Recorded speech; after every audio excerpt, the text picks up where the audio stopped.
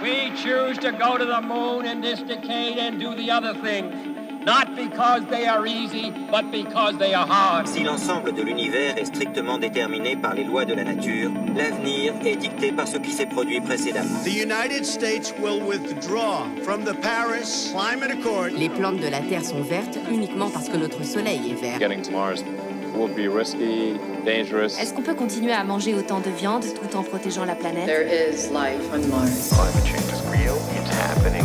Truth is stranger than fiction. Horatio, un podcast National Geographic avec Juliette Sprock. 3, 2, 1, 0. All engine running. Bonjour Olivier Adam. Bonjour.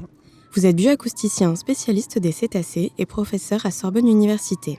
Vous êtes aujourd'hui l'invité d'Horatio et ensemble, nous allons parler de paysages sonores, de baleines et surtout de leurs incroyables chants. Pour ceux qui ne sauraient pas à quoi ça ressemble, on écoute.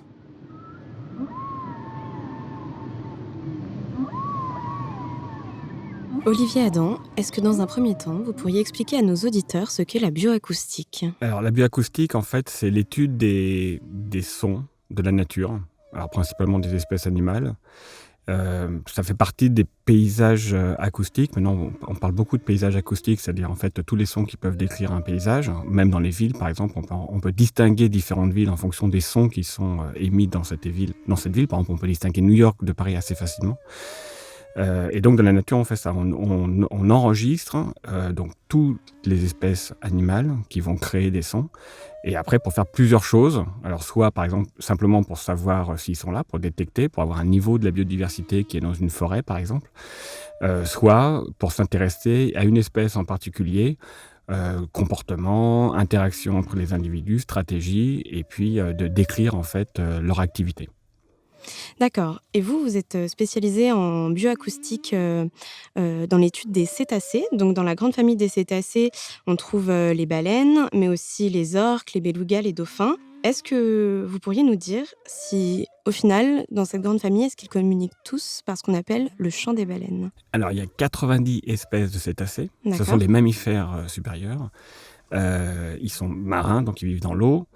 Et il y a deux grandes familles, les odontoncètes, c'est-à-dire celles qui ont des dents, et les mysticètes, celles qui ont des fanons. D'accord. Et ces deux grandes familles sont très différentes l'une de l'autre, en morphologie, en comportement, en activité sociale, etc. D'accord ? Donc c'est vraiment deux familles très différentes. Et alors pour les chants, on parle de chants pour les baleines à bosse, qui sont des mysticètes. On utilise aussi le chant de façon un peu plus discrète pour les baleines bleues. Et puis pour les baleines franches, mais par contre pour les odontoncètes, on n'utilise pas le mot chant. Alors pourquoi ? Le mot chant, en fait, ça correspond à des séquences de vocalises ou de vocalisation qui sont émises en boucle. D'accord ? Pour définir la notion de chant, il va falloir un chant peut être complexe ou pas complexe, en quelques vocalises, 3, 4, 5 ou une dizaine. Et ça va faire une phrase. Et cette phrase-là, en fait, va être répétée en boucle plusieurs fois de suite. Et donc, c'est la base d'un chant comme nous, on est capable de le faire, par exemple. On appelle ça le leitmotiv. Et ça a été montré pour les baleines à bosse en 1971. D'accord, par une publication qui a fait le tour du monde dans Science, signée par deux Américains, Roger Penn et Scott McVeigh. Et en fait, ils ont eu accès à des sons, à des enregistrements qui avaient été faits par la US Navy à Hawaï. Et en écoutant ces sons émis par les baleines à bosse, ils se sont rendus compte que les unités sonores, c'est-à-dire chaque vocalise, ils pouvaient les classer et les différentes catégories, et qu'elles étaient ordonnées dans le temps et répétées en boucle. Et donc, ils ont utilisé pour la première fois, pour tous les cétacés, le mot chant pour décrire en fait ces émissions sonores. Mais donc, ils l'ont utilisé pour tous les cétacés, alors que maintenant, on sait que ça ne s'applique qu'aux baleines à bosse plus précisément et par extension aux baleines bleues. Voilà, c'est ça. En fait, ce qui se passe, c'est que pour les autres espèces de cétacés, et y compris d'ailleurs les baleines à bosse, elles émettent des vocalises, mais qui ne sont pas répétées en boucle. Par exemple, elles émettent des vocalises, par exemple, pour appeler un baleineau ou pour leur interaction sociale. Et donc, tous les cétacés font ça. Mais par contre, ils ne chantent pas au sens où ils vont émettre plusieurs vocalises et qui vont être répétées en boucle. Donc, par exemple, pour les orques, ils ont un panel de sons qui est extraordinaire, qui est peut-être le plus grand panel pour tous les cétacés. Ils ont une soixantaine de sons avec des vocalises, des clics, des buzz, des mugissements, etc., etc. Mais par contre, ils les répètent pas en boucle au sens d'un leitmotiv, et donc on n'appelle pas ça des chants. Mais pour qu'on comprenne bien, quelles sont les applications concrètes? Quel est l'intérêt d'étudier ces chants? Alors déjà, il y a alors deux niveaux de réponse. Un premier niveau de réponse, c'est que d'un point de vue biologie, c'est hyper important de comprendre ce que font des espèces et donc quand on les observe, d'avoir des informations sur leur comportement et sur les interactions entre individus. Et donc on va mieux comprendre leur activité, on va mieux pouvoir les décrire et du coup, la conséquence, c'est qu'on va mieux les protéger. Donc le fait de dire que des cétacés sont des mammifères supérieurs, qui ont une culture, qui ont un héritage, tout ça montre, qui ont des champs, qui partagent des champs, tout ça donne de plus en plus de connaissances et montre qu'il est extrêmement important de les protéger. On ne veut pas être les derniers à avoir entendu les chants de baleines, on veut que ces chants de baleines continuent à l'infini. Puis alors, l'autre point aussi qui est hyper important, c'est de se dire que les chants, par exemple, traduisent le niveau d'intelligence de ces cétacés. D'accord ? Pourquoi ? Oui, Parce il y a que une évolution. voilà, il y a une évolution et puis il y a une interaction, c'est-à-dire qu'ils vont tenir compte de leur partenaire pour changer leur type de chant, ils vont interagir, ils vont s'échanger des unités sonores et donc il y a toute une construction en groupe, une construction sociale en groupe qui traduit l'intelligence en fait de ces grands mammifères. On vient de voir que les baleines émettaient des chants à travers différentes séquences de vocalises. La plupart du temps, c'est pour communiquer entre elles. Mais comment est-ce qu'elles s'entendent les unes les autres alors ? Alors, chaque espèce, en fait, va avoir des sons qui leur sont propres, d'accord ? Donc, on va avoir des vocalises qui vont correspondre à une bande fréquentielle. Donc, la baleine bleue, qui est le plus grand cétacé, va émettre des sons extrêmement basse fréquence, entre 20 et 30 Hz. Et puis, les tout petits, les marsouins, qui sont des genres de odontocètes qui font 1 mètre de long, eux, ils vont émettre des sons très très haute fréquence à plus de 100 kHz. Donc on voit en fait qu'il y a une très large bande fréquentielle et donc chaque espèce va émettre leur propre type de son. Et donc évidemment, leur système auditif va être adapté en fait à la bande fréquentielle qu'ils émettent.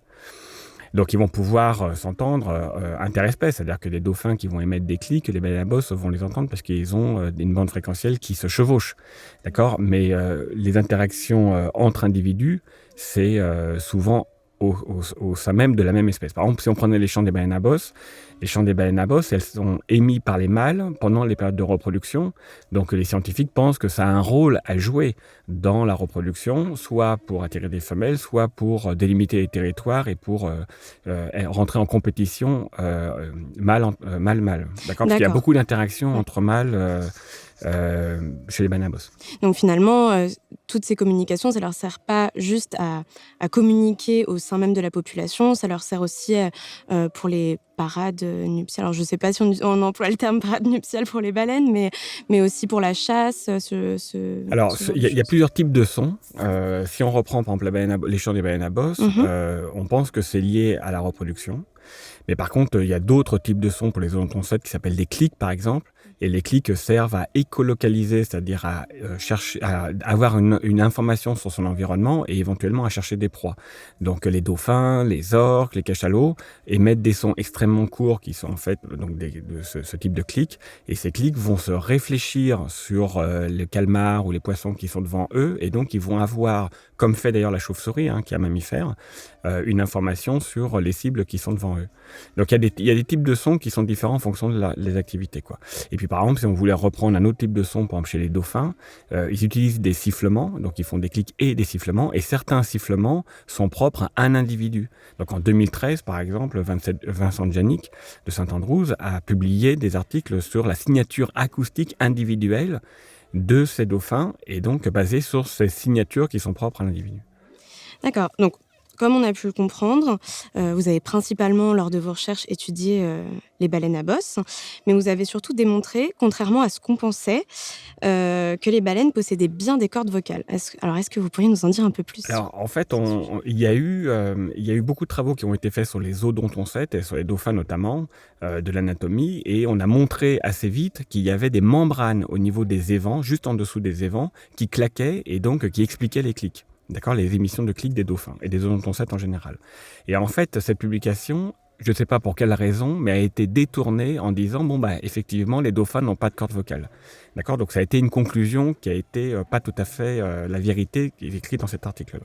Et pour les cétacés, du coup, ça s'est généralisé. Donc on apprenait que les cétacés n'ont pas de corde vocale. Alors pour les baleines à bosse, moi quand j'ai commencé à travailler en 2007 sur les baleines à bosse, la première question que je me suis posée, c'est de me dire mais alors, comment le son est généré ? Parce que c'est toujours intéressant de savoir l'aspect mécanique de la création d'un son, c'est-à-dire quel est le vibrateur qui est engagé, quels sont les volumes qui vont résonner à l'intérieur de la baleine. Quand on regarde une baleine à bosse qui émet des chants, par exemple, il n'y a pas d'air qui sort de sa bouche, il n'y a pas d'air qui sort de ses évents, il n'y a aucun signe d'extérieur qui nous permet de dire que c'est elle qui émet un son, c'est-à-dire qu'elle ne cligne pas des yeux, elle ne lève pas la nageoire, etc. Et donc, il faut essayer de comprendre. Donc, on savait que c'était totalement interne à la baleine, mais il fallait essayer de comprendre. Et là, je me suis rapproché d'une anatomiste qui s'appelle Joy Redenberg à New York et qui travaille justement, qui fait des dissections de grands cétacés, parce que c'est quand même un tout petit peu délicat. Par exemple, pour la baleine à bosse, le larynx fait 1,20 m, 2 mètres de longueur, et donc donc faut avoir les infrastructures. Voilà, il faut savoir le faire, et puis il faut savoir où chercher, quoi. Et là, on a trouvé, alors on savait qu'il y avait, que ça se passait dans le système respiratoire, et on a trouvé que les grands mysticètes, donc les grandes baleines, avaient un système respiratoire totalement différent de tous les autres mammifères sur Terre, ça, les mammifères terrestres et aussi les mammifères marins. Et ce système respiratoire est composé donc des poumons, normal, que ce sont des mammifères, de la trachée comme nous, on retrouve donc ce système de trachée, mais il y a un sac qui est connecté à la trachée, qu'on appelle le sac laryngé. Et en fait, ce sac, c'est un ballon. Et ce que va faire la baleine, c'est qu'elle va souffler son air à travers la trachée pour remplir ce sac d'air. Et comme ça va lui permettre de prolonger l'apnée. C'est-à-dire qu'une fois qu'elle aura fini sa durée d'apnée, elle va réavaler l'air qu'il y avait dans ce sac pour continuer à rester sous l'eau sans être obligé de remonter à la surface pour respirer. Ça, vous pouvez le faire chez vous. C'est-à-dire vous prenez un ballon, vous commencez votre apnée, au bout d'une minute, vous ravalez l'air qu'il y a dans votre ballon et du coup, vous faites 2 fois votre apnée plutôt qu'une fois. D'accord ? Donc la baleine, on ne sait pas combien de fois elle le fait, mais en tous les cas, ça lui permet de tenir 15, 20, 30 minutes sous l'eau sans avoir à remonter à la surface pour respirer. Et alors du coup, on s'est intéressé à cette jonction parce qu'au niveau de cette connexion, il y a 2 cartilages qui viennent fermer comme un verrou en fait la connexion au niveau de la trachée, et ces cartilages sont recouverts d'une membrane, et c'est cette membrane qui va se mettre à vibrer. Donc ce que va faire la baleine, elle va écarter très légèrement ces 2 cartilages et les membranes vont se mettre à vibrer comme si vous voulez souffler par exemple sur la paume de vos mains pour faire des sons. Pour faire des sons. Et donc les mysticètes font ça. En fait, les mysticètes vont envoyer un flux d'air de leurs poumons, vont adapter en fait ce flux d'air, vont écarter légèrement ces 2 cartilages, et en faisant passer l'air de leurs poumons vers le sac laryngé, vont mettre à vibrer en fait les 2 membranes qui recouvrent ces cartilages. Est-ce que cette découverte, ça a fait évoluer votre manière d'écouter les baleines ? Alors complètement, parce que on a pu savoir comment la baleine choisissait de faire ses vocalises. En fait, la baleine, elle est obligée d'ouvrir d'une certaine façon ses cartilages, elle est obligée d'ouvrir ou pas ses conduits nasaux. Il y a quand même 1,60 m de conduits nasaux entre le larynx et les évents, ce qui fait que en ouvrant ou pas, on peut rajouter de la résonance dans le son, c'est-à-dire on peut rajouter des harmoniques, on peut rajouter des formants, et donc la baleine en fait va être tout à fait consciente de quelle vocalise elle a envie d'émettre, et elle va émettre les vocalises, et après, grâce à son audition, elle va contrôler en fait cette vocalise. Et nous, ce qu'on a montré, par exemple, c'est qu'il y avait des vocalises où il y avait des sauts de fréquentiel, où il y avait un peu de bruit, et la baleine réajustait en fait l'ouverture des cartilages pour revenir à une stabilité en fréquence plus importante, comme les professionnels du chant sont capables de le faire. En fait, le système respiratoire des grands mysticètes est totalement surprenant parce que, évidemment, il sert à la respiration, il sert à l'apnée, etc. Mais il sert aussi à créer des sons, d'accord ? Tout se passe en interne dans le système respiratoire. Et on a montré aussi que le système respiratoire des mysticètes permet d'ajuster la flottabilité de la baleine. Donc, elle sert de ballast. D'accord, donc ça n'a pas d'influence que sur ces modes de communication. Ça a une influence globale sur son anatomie et sur son évolution dans l'océan. Exactement. Donc, en fait, ce qui s'est passé, c'est que l'évolution, d'accord, le fait qu'elle se soit totalement adaptée au milieu marin et totalement adaptée en fait à cette façon de se mouvoir. On voit très bien, par exemple, des baleines à bosse ou des grandes baleines bleues, on a l'impression qu'elles planent dans l'eau, d'accord ? Elles font pas beaucoup elles font des efforts, mais elles sont pas aussi tonique que des dauphins ou des orques qui font tout aux muscles. Et en fait, cette façon de faire s'explique du fait que leur système respiratoire leur sert de ballast et donc leur permet d'avoir une flottabilité neutre. Mais d'ailleurs, en parlant d'évolution, est-ce qu'on a une idée de la façon dont ces modes de communication ont évolué à travers le temps ? Alors, ce qui est important pour les baleines à bosse, par exemple, ce qu'on note, c'est qu'en fait, les chants sont propres à un océan. C'est-à-dire que des chants, par exemple, dans l'océan Indien seront différents que les chants qui sont dans les Antilles, par exemple, et évoluent relativement faiblement d'une année à l'autre. C'est-à-dire qu'il y a des unités sonores qui apparaissent et des unités sonores qui disparaissent. On estime à une quinzaine d'années pour que un chant soit totalement renouvelé par exemple des espèces qui sont en Australie ou dans l'océan Indien. Bon. Alors on appelle ça évolution culturelle. Par contre, il a été noté par des scientifiques, et notamment en Australie en 2006, qu'il y a des chants qui peuvent évoluer de façon plus brutale, plus rapidement, on va dire, et on parle alors de révolution culturelle. D'accord ? Donc c'est pas exclu, par exemple, qu'un groupe de population de baleines à bosse puisse totalement modifier leur son, du fait d'une influence, par exemple, d'autres chanteurs des environs. Donc là, le cas à laquelle je fais référence, c'est en fait des baleines de l'Australie côté est sont venues interagir avec des baleines côté ouest et donc ont modifié les chants de la côte ouest. D'accord ? Donc là, il y a vraiment... Parce qu'en fait, les mammifères, enfin les cétacés, donc les mammifères, interagissent très fort et basent en fait leur évolution sur l'apprentissage. D'accord ? Quand on est on est influencé par d'autres, c'est comme ça qu'on apprend et c'est comme ça qu'on s'adapte en fait. Et donc l'idée, c'est que la plasticité de ces chants dépend des interactions. Donc quand une population reste dans l'océan Indien, par exemple, la population se distribue entre l'Afrique du Sud et le Kenya, Madagascar, les îles Mascareignes, etc. Et là, elles partagent toutes les mêmes unités sonores. Mais si jamais il y avait une baleine à bosse qui venait du Brésil, par exemple, c'est une hypothèse, il pourrait y avoir une modification des chants du fait de cet individu qui viendrait avec sa propre culture. Et donc là, on parlerait de révolution vocale. Et d'ailleurs, l'une des interactions que j'aimerais aborder maintenant, c'est celle entre la mère et le baleineau qui, on le sait, ont un rapport assez fusionnel dans les premiers mois de vie du baleineau. Est-ce que vous pourriez nous en dire un petit peu plus ? C'est très intéressant parce que chez les cétacés, c'est assez peu étudié dans la mesure où c'est compliqué en fait. Ce qu'on veut faire, c'est qu'on veut les observer visuellement et puis on veut aussi les observer acoustiquement. Or, les cétacés sont extrêmement mobiles et puis des fois descendent trop profond, donc on les perd de vue. Et ce qui fait que donc cette interaction mère jeune, mère petit, à part dans les bassins par exemple où c'est plus facile de les observer, mais dans le milieu naturel c'est compliqué. Et chez les baleines à bosse, ça avait jamais été fait. Nous on s'est intéressé par exemple dans nos études à Madagascar avec l'association Cetamada, on s'est intéressé à des baleineaux nouveau-nés, c'est-à-dire des baleineaux qui avaient moins d'une semaine. Et on regardait en fait, on les a observés donc visuellement avec des drones en surface parce que les baleines à bosse ce sont des cétacés de surface et les baleineaux sont sont le plus souvent à la surface et donc il est possible en fait d'avoir une description de leur comportement et ce qu'on a fait et puis après on a mis des hydrophones pour savoir quels étaient les sons qu'ils émettaient et la femelle elle fait pas de chant parce que elle n'est pas dans cette logique-là, mais par contre, elle émet des sons, et elle émet des sons qui sont adressés évidemment aux autres mâles ou aux autres femelles qui sont autour, mais aussi à son baleineau. Et donc, on a fait une étude qui a montré la distance que le baleineau avait par rapport à sa mère, et on voit en fait qu'au tout début de sa vie, pour les premiers jours, il est complètement collé à sa mère en non-stop, sa mère le pousse, parce qu'en fait, le baleineau fait 1 tonne et sa mère en fait une vingtaine, et du coup, la mère l'aide à nager, l'aide à rester en surface et le pousse avec son rostre. Et en fait, des choses qu'on a montrées, par exemple, c'est que les baleines à bosse sont extrêmement mobiles, elles peuvent faire 100 km par jour.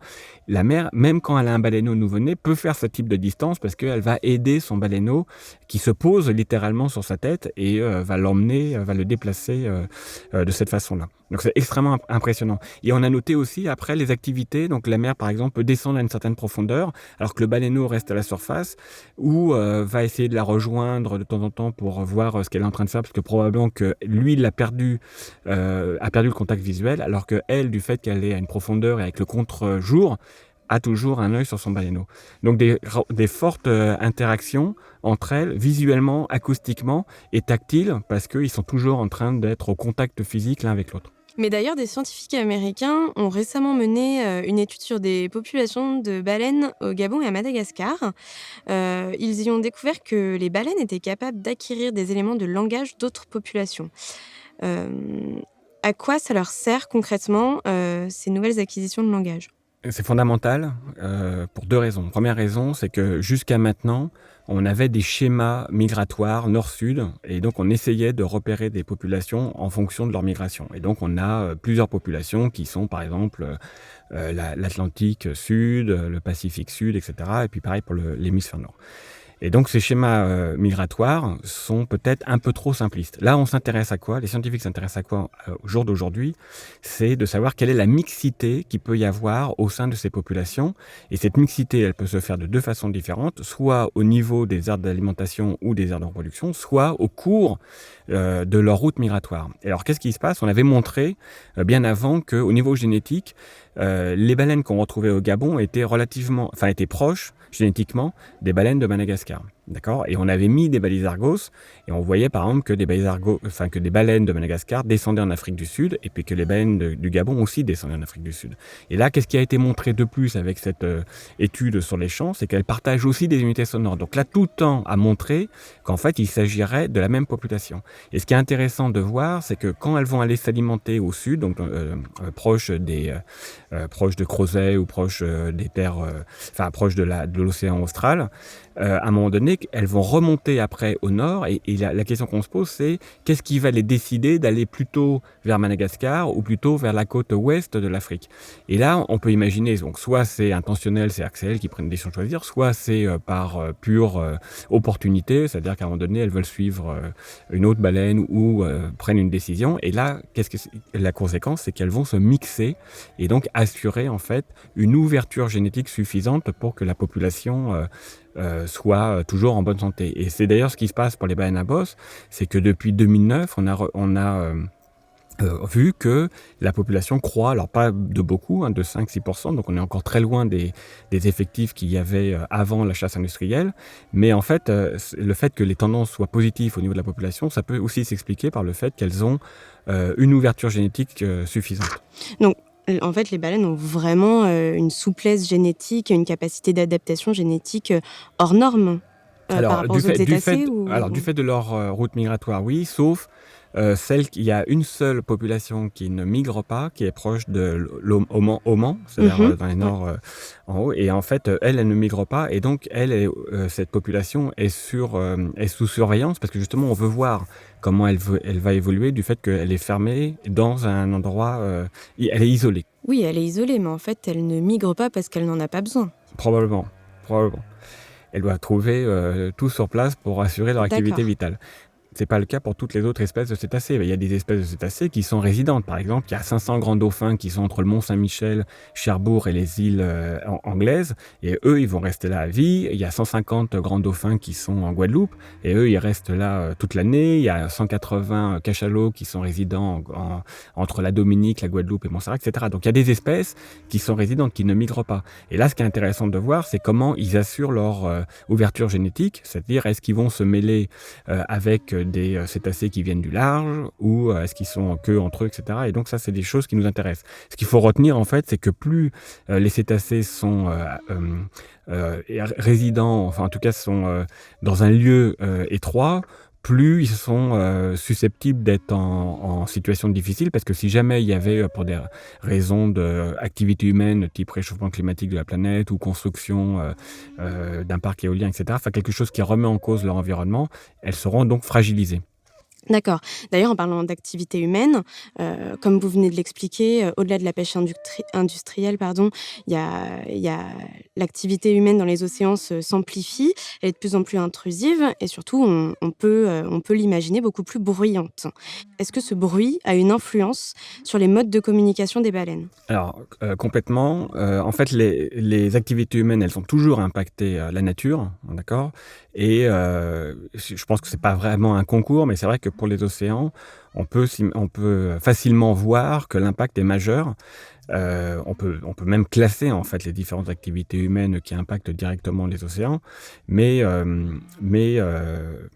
maintenant c'est d'autant plus possible qu'on fait de plus en plus d'observations. C'est-à-dire qu'avant on allait très peu sur les côtes ou très peu au large, donc c'était difficile de mesurer l'impact, alors que maintenant c'est totalement possible parce qu'on a plein de moyens de savoir ce qui se passe. Alors pour le son, c'est vrai que le trafic maritime par exemple augmente, alors notamment dans l'hémisphère nord, et puis proche des ports industriels, donc ça dépend où, hein, évidemment dans les océans.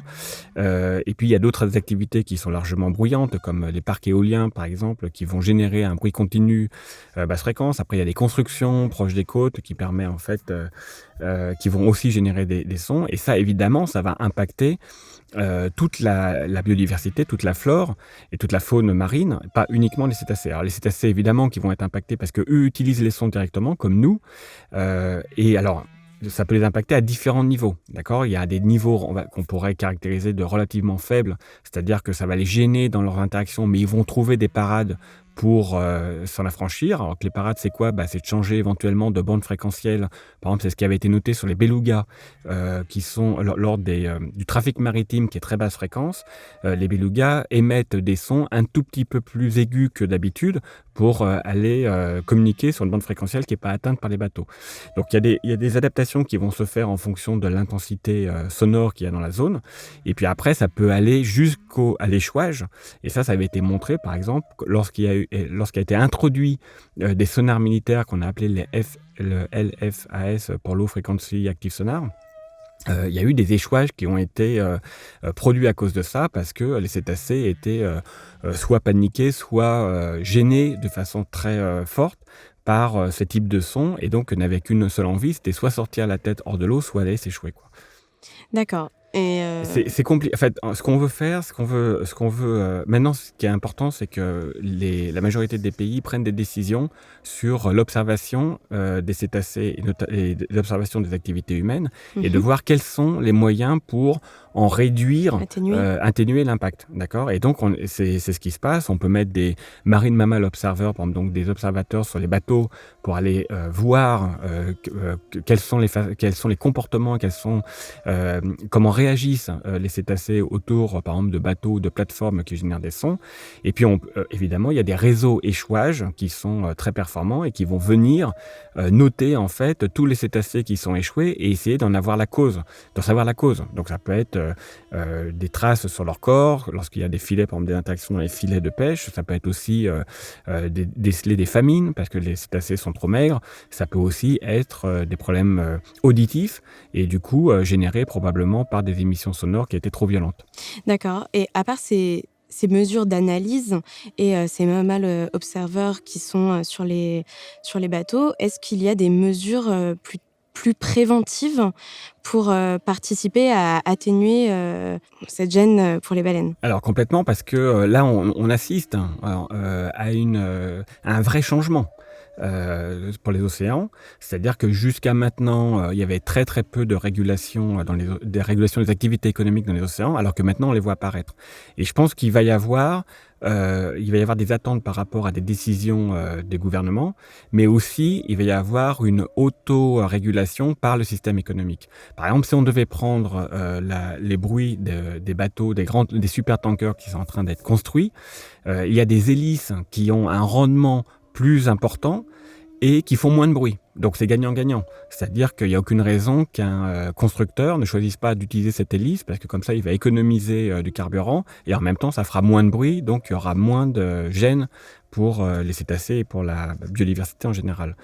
Voilà, il y a des choses comme ça. Et puis, il y a des accords nationaux et internationaux sur la nature, prise en compte de la nature, et il y a maintenant la possibilité de mettre des entreprises devant leurs actes et éventuellement de les emmener au tribunal si jamais ils ne respectent pas des accords sur la réduction de leur impact de façon volontaire. D'accord, mais je suppose qu'il y a des régions du monde dans lesquelles c'est plus ou moins appliqué, en plus en fonction des populations de baleines. Exactement, c'est compliqué, on n'est pas tous au même niveau pour tenir compte de la nature, mais après il y a des pays qui sont peut-être plus symboliques ou en tous les cas qui doivent tirer un peu tout le monde vers la bonne direction et donc du coup il faut être optimiste. En tout cas moi je le suis, mais c'est vrai qu'il y a un gros travail et il y a eu des erreurs qui ont été faites sur les océans probablement parce que on a indiqué que les océans appartenaient à tout le monde et du coup il n'y avait pas de loi qui gérait facilement ces océans, enfin tout le monde pouvait faire un peu ce qu'il voulait au large et maintenant je pense que ça peut plus tenir parce que en fait les océans appartiennent à tout le monde mais c'est la richesse qui appartient à tout le monde, donc ça veut pas dire que tout le monde peut le piller ou peut faire n'importe quoi dans les océans. D'accord. Et sur cette tentative d'optimisme, merci beaucoup Olivier Adam d'être venu au micro d'Horatio et surtout de nous avoir parlé de ces fascinants chants des baleines. C'était un plaisir. À bientôt. À bientôt. Merci à toutes et à tous pour votre attention. Que cet épisode vous ait plu ou non, n'hésitez pas à nous donner votre avis sur notre compte SoundCloud. Si ce sujet vous intéresse et que vous souhaitez en savoir plus, rendez-vous sur nationalgeographic.fr.